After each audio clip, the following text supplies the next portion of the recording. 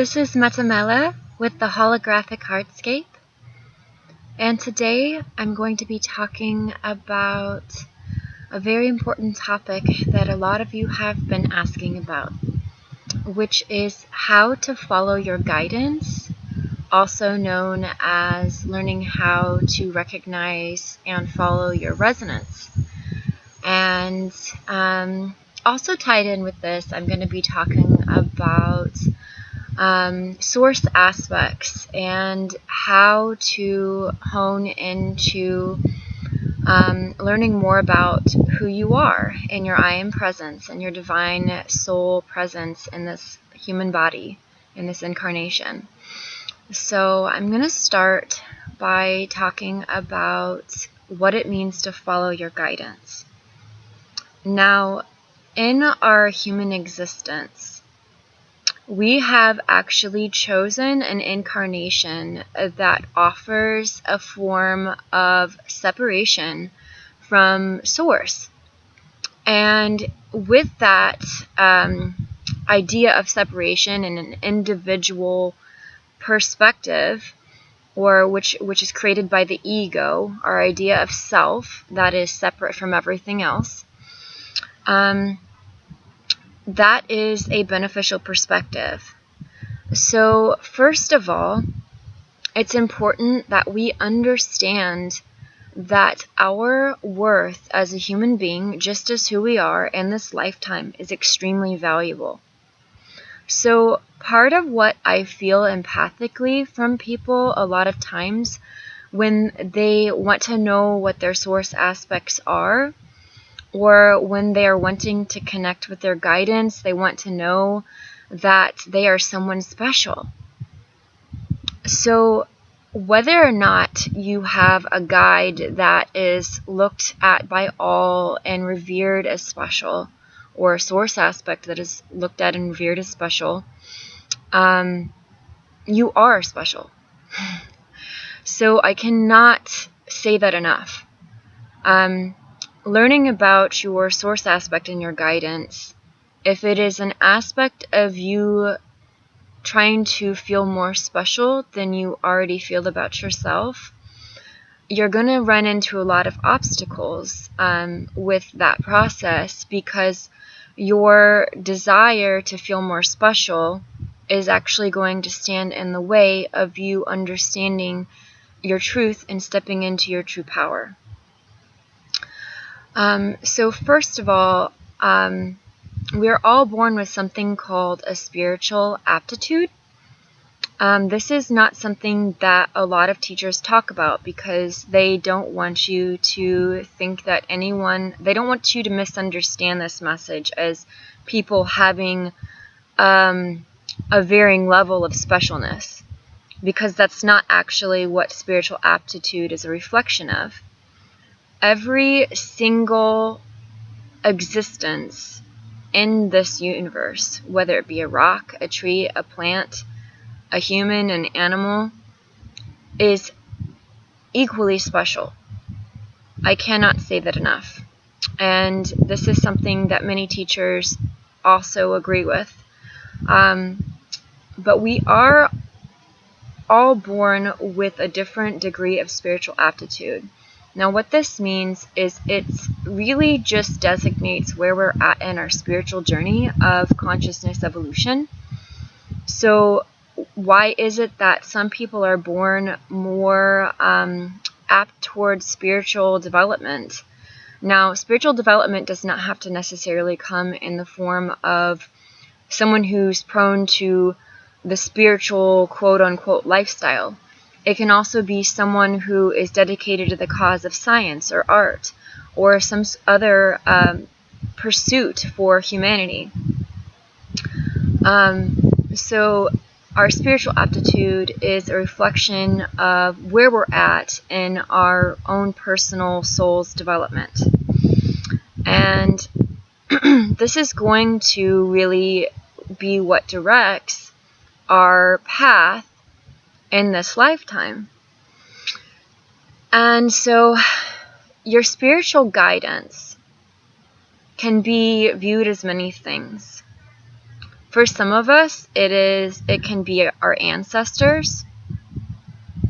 I've had many clients actually where I could actually feel a past ancestor with them who was trying to break through to them and tell them things. And when I brought it up to them, they were astonished that I could feel it, because they were like, oh my gosh, you are dead on, because I've always felt this and was never sure about it.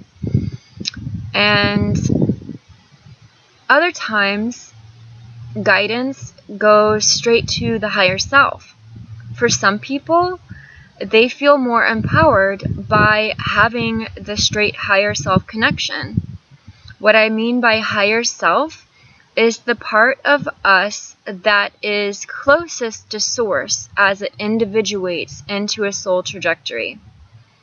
Now, when we get closer to source, for some of us, our soul's trajectory could be multiple beings. For me, I have many trajectories that come together to form two primary source aspects within my soul. But for some of you, you could have as many as 5 source aspects, or more even. There's actually so many roles when it comes to how soul trajectories form as they enter the human body. There can be so many variations from what I've experienced. I am just starting to gain the skill level where I am able to tap into this. It does not come as readily to me as it might some others just yet, but it kind of surprises me sometimes when it is shown to me, and sometimes I'm not even sure what I'm looking at, simply because there are so many different ways that it can look. And so I'm actually at the exciting process of learning about all the different kinds of soul trajectories there can be. And that is why it is actually a complicated topic. And so, but any which way that you look at it, we all have higher selves, which is the part of ourselves that first individuates from source perspective. And so as these source perspectives come in, they can take on so many different routes. Some of us are extremely aware of our high degree of integration with all things. So as a result of this, we might be highly skilled at tapping in the collective. Artists are often a perfect example of people who are very readily able to tap into the collective, and musicians and people like that, they can empathically pick up on the experiences of many due to their soul being so highly integrated. So being an empath is often an aspect of being a highly integrated soul, because it increases your capacity to tap in on a telepathic level with all things. It's also connected with the shapeshift technology, or the ability to project oneself into the consciousness of another being, or another tree, or animal, or anything like that. So now that we've talked a little bit about the different kinds of guidance there can be, included in that also are beings that humans have traditionally on this planet called gods. Beings like Shiva, Yeshua, Kuan Yin. There's many, many, many of them, and these are actually beings that are simply more consciously evolved. This does not mean that they're better or more valuable than you and me. It does not mean that they're more worthy or that we should look up to worship them. They're simply there and tangent to our experience so that we can learn from them in the path of the way to go, or find our own true path of resonance, and to learn how to speak and live our own truths. That does not necessarily mean that you might not pave your own road. Now, no one feels the need to reinvent the wheel, or at least nobody wants to. However, there is something to be said about trying new things, because even at the cost of reinventing something that's already been done, because you might actually stumble upon a new way to do things. So that is why in my approach of teaching, I'm not a big fan of authority or authority figures. It's also something you will see different about me in my approach of leadership, because when I call myself a leader, I don't look down at anyone. I look to each of you as if you are also God. Just because I'm an incarnation of Metatron does not make me any better or actually any more powerful than you. That is simply an illusion.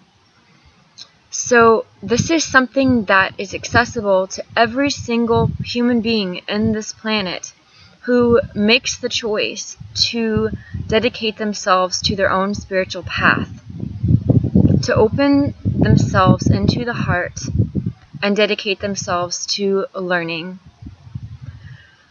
So here then are some ways that you can actually begin to recognize what your path might look like. The most important and critical thing in learning to decipher your path is actually called resonance. Now, what I mean by resonance is something that makes you feel extremely good. It's something that when you feel it inside of your body is unmistakable. It gives you a feeling, maybe like butterflies in your stomach, or chills on your skin, or maybe even like a ringing in your ears, or sometimes I get a buzzing in my crown chakra or my pineal gland, my third eye area. Sometimes I get a glow in my heart. It depends on the kind of resonance that I'm experiencing, what symptom I will get, but it's an unmistakable feeling of sheer bliss, that you know you've tapped into something wonderful. Now, once you have this feeling, it doesn't necessarily mean that whatever that feeling has been associated with is 100% going to be your end-all truth.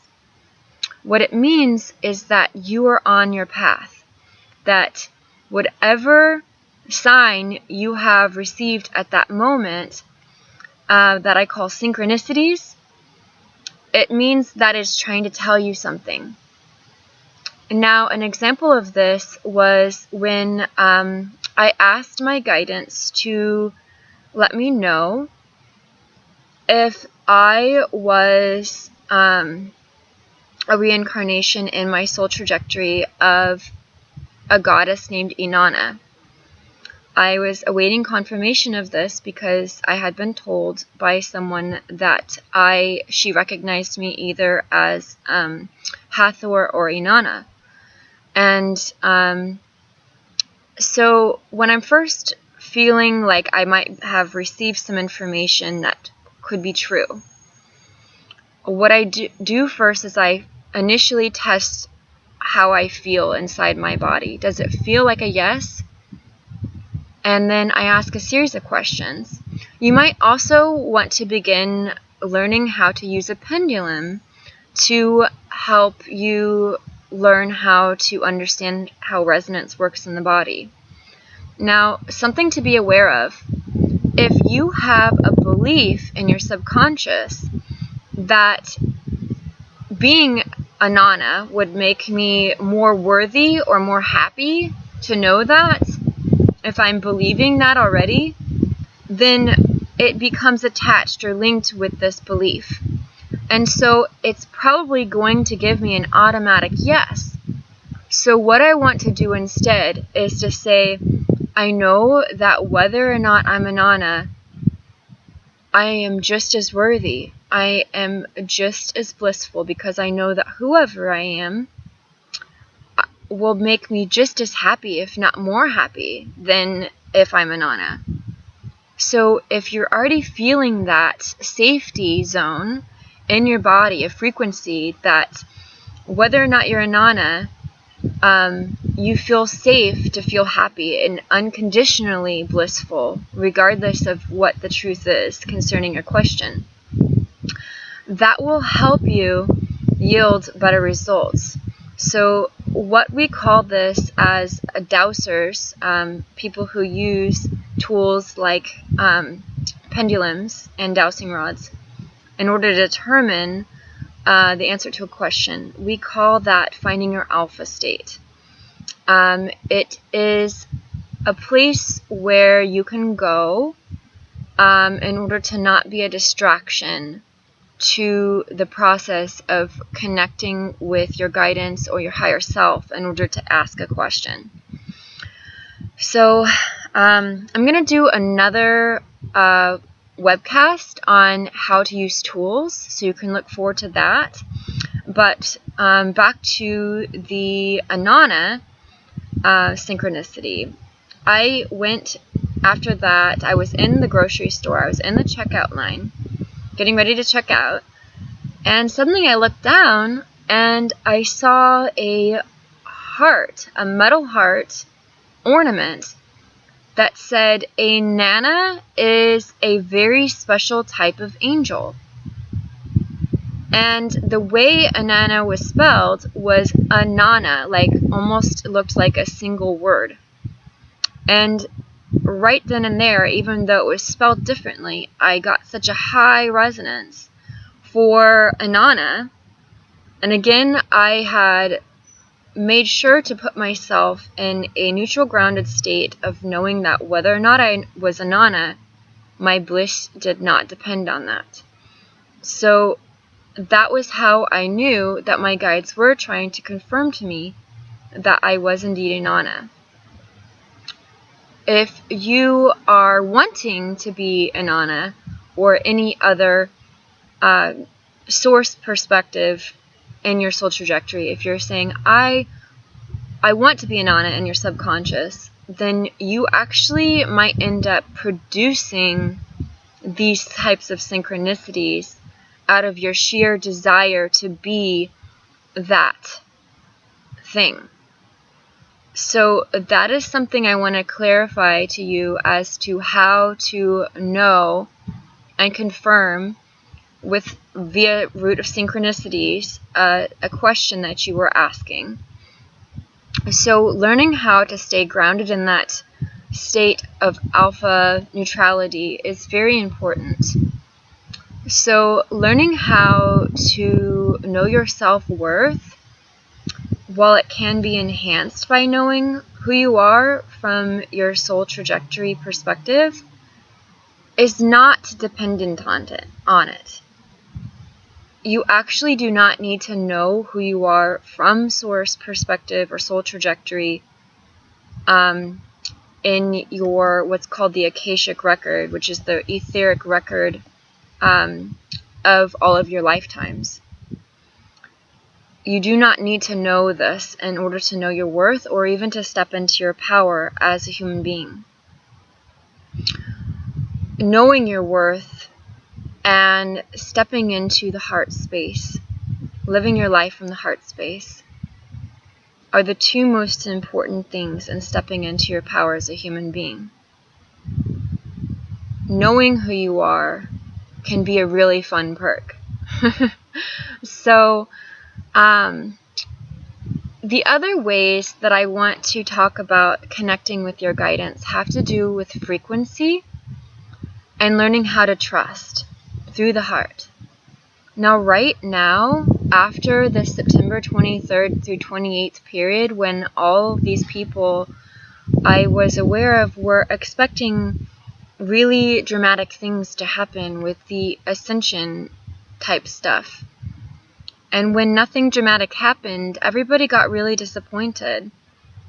To be honest, I wasn't completely sure what to expect. All I was told was to trust, have no expectations, and that we would be receiving a massive upgrade. And that how that would end up looking to us on this level of perspective actually had something to do with our free will choice. So I want you to remember that moving forward from this time, right after all of that occurred, that these upgrades are still integrating, and this is a really key time. They're actually going to be integrating through December. So through the end of 2015, there's a lot happening. And actually, guys, there's a lot of really interesting things happening right now. You just may not be attuned to that. First of all, the Russian government has actually issued a threat to the US government that if we do not start disclosing concerning evidence of ET existence, meaning extraterrestrial, that the Russian government is going to start doing that because they feel that it's time and it's important that people know. So that's a pretty big deal. It's going to forever change the course of the psyche, of human psyche, in relationship to our origins. Movies like Prometheus came out, which was the prequel to Alien, basically admitting to the public that we were genetically engineered by an ET species. Now, a lot of people think that this is just entertainment. But the more you look at the entertainment industry right now, it was a process of actually having to discredit the truths about human history as sheer entertainment that would bring us to a place that we could actually fathom its truth. So at first, it was just being discredited, and that was a way to almost debunk it. But that was actually just a phase in our ability to be prepared to accept this as a part of our reality. So, frequencies. A lot of you might be picking up on frequencies from a great many deal of beings. And rightfully so, because I have heard of probabilities estimating of up to over 250,000 different types of ETs who have literally incarnated into the human earth suits, just like you and me, fully and perfectly human, but their souls came here from somewhere in the multiverse in order to share in this time of human history where we are going to evolve into a new phase. So I know that there's a lot of things that you are experiencing right now in your own life that feels like a lot of contrast still in relationship to 3D. I myself am experiencing a lot of these things as well. And what I have come to realize is that these resistances with 3D are here right now to actually push us to transcend.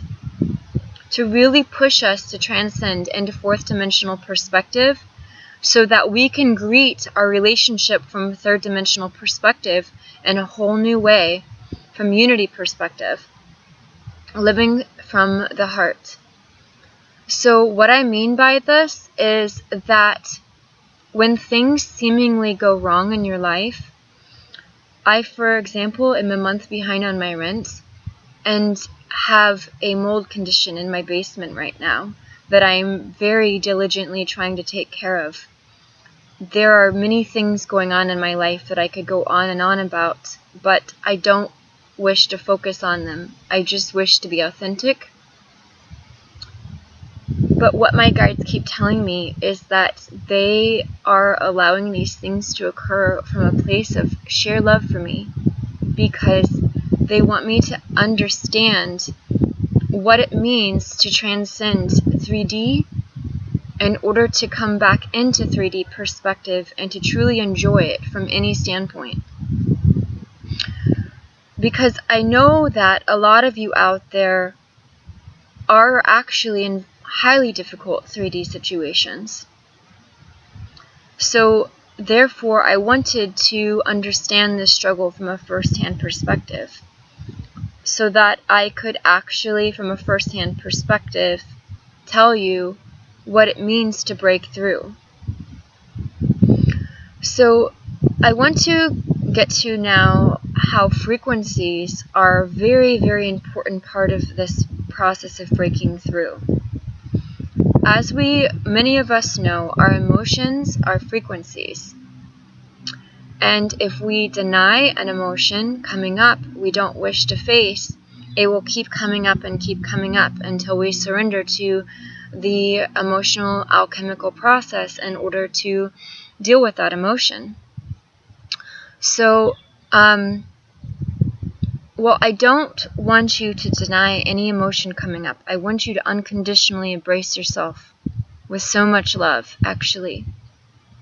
I want you to give yourself a level of unconditional love like you have never experienced before. And I promise you that I am with you from a fourth dimensional perspective in that process of unconditionally loving yourself. So if you don't know who your guides are, you don't know how to feel the connection with them, I do invite you to connect with me on a fourth dimensional perspective by simply calling out to Metatron, calling out to Mela, or calling out to Shina, whatever you prefer to call me that feels good to you. Feel free to call out to me, and I will help you actually generate that frequency of love that you are needing to feel the presence of. I will help you break through, because I want you to understand that when you feel alone and isolated, you're actually surrounded by angels. And the reason that I know this is because I actually have memories of being in this perspective of being a fairy and an angel, wishing to break through to the human beings to show them how blessed and loved they actually are. You'll have no idea what it's like to stand in front of a human being in sheer suffering and pain, and to want so badly to reach out to them. But until that human being opens their heart to receive us, we can do nothing. All we can do is hold space for their process, because in being in their pain and suffering, they are playing an equally important role in helping our consciousness expand. So, any which way that you are is an important place in your process, and absolutely perfect. That's how we see you. We don't see you as fallen. We don't see you as unworthy. We see you as explorers and pioneers. We applaud you in your journey always. So, connecting with these frequencies on whatever level makes you feel the most connected, whether, again, that's connecting with your past loved ones, or whether it's connecting with your higher self, whether it's connecting with the process of scientific or artistic discovery, whether it's connecting with angels or ETs like the Arcturians or the Sirians or the Pleiadians, the Andromedans, and the list goes on and on and on of all the different kinds of beings there are. But whatever makes you feel most connected and turned on is the most valid for you. So, and also I meant to mention fairies and nature and the sky, the stars. When I was little, I had a very strong connected relationship with Jesus, who I now call Yeshua because that was his actual name. I used to sing to him, and if the stars were ever covered by clouds, what kept my faith going was knowing that Jesus or Yeshua would always clear a space in the clouds for me to be able to see the stars, if not and completely clear the sky. All I had to do was stand out in the grass and ask, and I would see the stars. And sometimes it took a little bit, because That's how it works with 3D and the process of manifesting. Is knowing that you have something is what manifests it quickly. But sometimes we, in our process of expansion, we have need to have this desire for faith be tested. And so we create actually purposely tests and trials to really push us to transcend that experience with our faith and our perspective and our ability to connect with our frequencies. Being in these frequencies of love and trust and faith are also part of cultivating your garden of vibration. So your body and the area all around you and every single aspect and dimension of your life is like a vibrational garden, or like an orchestra perhaps. So when you wake up in the morning and you think about all the things that you are grateful for, that you have gratitude to, that bring you bliss, you are cultivating these vibrations inside your body, in every single cell and organ. And as it connects with the heart space, this really generates outward. In another webcast, I'm going to be showing you actually a practice with water and demonstrating how this is also true and how it vibrates to the atmosphere around us. A friend of mine actually recently sent me a photo who had been doing love practice, love meditation into his water for his wife and his grandfather. And I kid you not that he literally sent a photo of how a crystal, it looked like a small crystal quartz wand, had grown out of the top of the water in the ice cube tray. From him doing love meditation into the water, putting a love message underneath the water, and then putting it in the freezer. And it took a while, but he actually managed to learn how to train the water to respond to his love. So our entire lifescape is the same way as that water. When we actually say, you know what, this might be happening, I have gratitude to what this happening is showing me. It's trying to help me move forward. So therefore, I have gratitude to this thing that's occurring.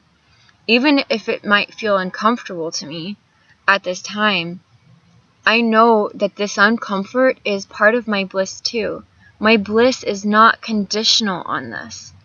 I refuse to allow my bliss to be conditional on my circumstances. Is a statement that I want you to start incorporating into your practice. Or just try it on for size. See how it works. So with that, I want to conclude my first episode on this subject. And I may end up making more just because there's so much to say on this topic. But I love you all so very much, and I love how creative all of you are. You guys come up with the most creative practices all your own too. You don't even need my help creating those practices. Just a little bit of inspiration and support. So I love you all so very much, and I wish you all a wonderful day of your unfathomable bliss.